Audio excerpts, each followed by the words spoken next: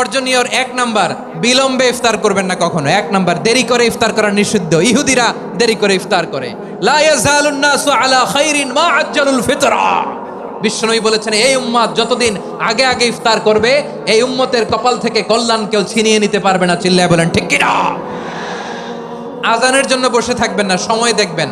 স্থানীয় সময় যখন সূর্যাস্ত হওয়া মাত্রই বিসমিল্লাহ, খেজুর খেয়ে ফেলবো। পারবেন তো নাকি দেরি করবেন?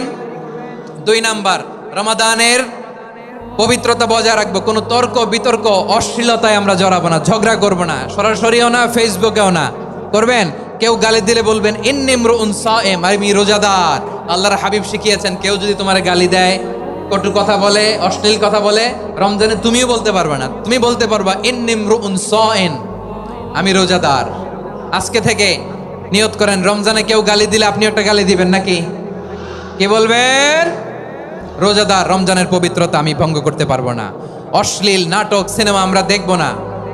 যে রমজানে মিথ্যা কথা, মিথ্যা কাজ, মিথ্যা সাক্ষী ছাড়তে পারে নাই, তার না খেয়ে থাকা, উপবাস থাকা দিয়ে আল্লাহর কিছু যায় আসে না।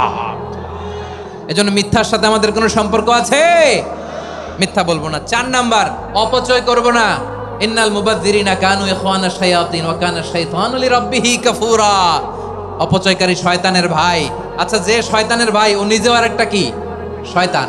যে শয়তানের ভাই ও নিজেও আরেকটা কি? অপচয় করবো না। ইফতারি করতে যে আমরা অনেকে অপচয় করি, এগুলো করবেন আপনারা না। অপচয় করবো না। 5 নাম্বারে, রিয়া, লোক দেখানো ইবাদত আমরা করবো না। লোক দেখানোর জন্য নামাজ, রোজা, জিকির, তেলাওয়াত, দান, সদকা এগুলো করলে আল্লাহর দরবারে এগুলো কবুল হবে। বিশ্বনবী বলেন, দাজ্জালের ফিতনার চেয়ে একটা বড় ফিতনার ভয় আমি করি, সেটা কি? আর রিয়া, শো অফ মেন্টালিটি, লোক দেখানো মানসিকতা।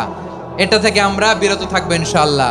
6 নাম্বার, অনেক গুরুত্বপূর্ণ, ব্যবসায়ী ভাইয়েরা, ব্যবসা করেন কারা কারা? হাত তুলে দেখান তো আমারে। মাশাআল্লাহ, হাত নামান।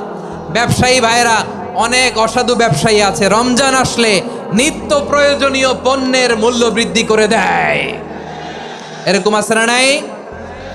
এগুলো করবেন না। মজুদদারি করবেন না। পণ্যের কৃত্রিম সংকট বাজারে করবেন না। আপনি লাখ টাকা কামায়া ভাবছেন যে রোজাদারদের কষ্ট দিয়ে ধনী হবেন।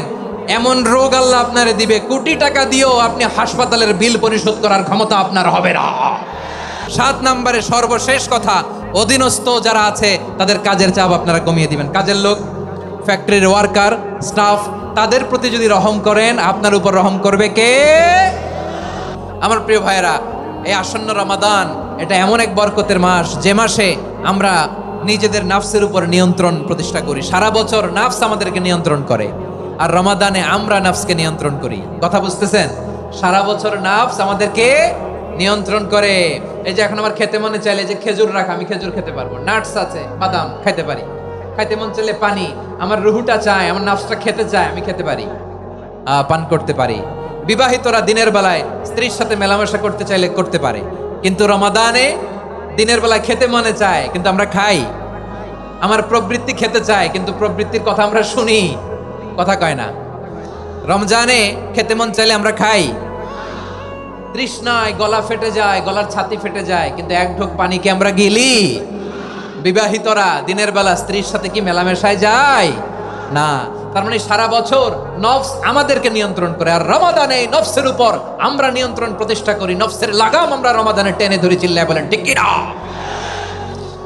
এজন্য আমার প্রিয় ভাইয়েরা, নফসের উপর নিয়ন্ত্রণ নিতে চাইলে রমাদানের রোজার কোনো বিকল্প নাই। এটা এমন মাস যে মাসের ফজিলতেরও কোনো শেষ নাই।